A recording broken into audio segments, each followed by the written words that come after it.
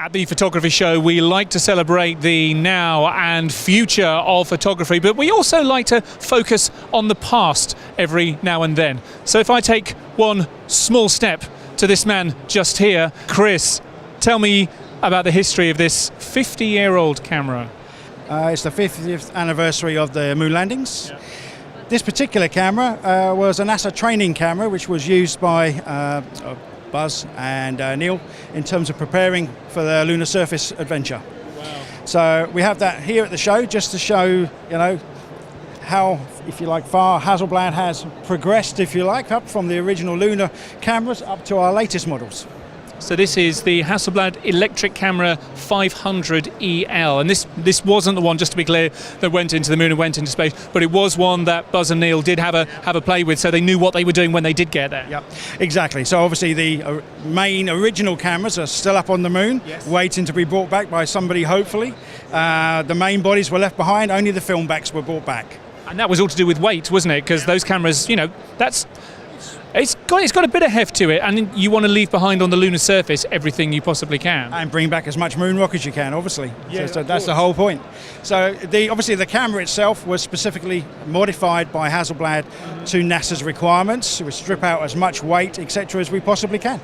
Can I just bring your attention to some markings on the top there? So we've got, I guess these are like little hint sheets to the astronauts. Tell me more about those. So basically there's very little, if you like, control that the astronauts have within the gloves that they're wearing, etc., the spacesuits. So we try and make the settings as simple as possible.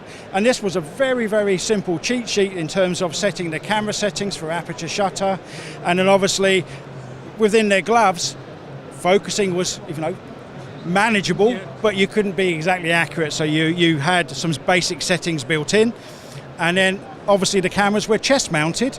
So it was literally a case of aim and shoot, which is why there's such a large shutter button. And that's the shutter button down there. I didn't realise that. Crikey. So again, with a big gloved hand, you need something large to be able to press. It's absolutely fascinating, and I think little bits like that, the cheat sheets on top of the camera, really bring home how important this camera and obviously the ones that did go to the moon and into space were in recording history.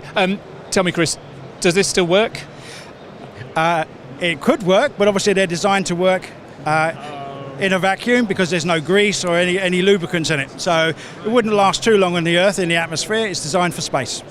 So this is very much the history of Hasselblad, but you've been looking at the future and you've had a new camera that's been very successful over the last couple of years. Yeah, obviously the X1D series, mirrorless design, just released a series of accessories, and obviously last September, October, 3 new lenses to bring up the range to around 8 prime lenses. So yeah, we're constantly adding to the new kit as well. Brilliant. Well, listen, Chris, thank you so much for bringing this veritable antique of photographic history here to the show with you. I hope that lots of people can come by the Hasselblad stand and have a look at this real piece of history. Chris from Hasselblad, thank you. Thank you.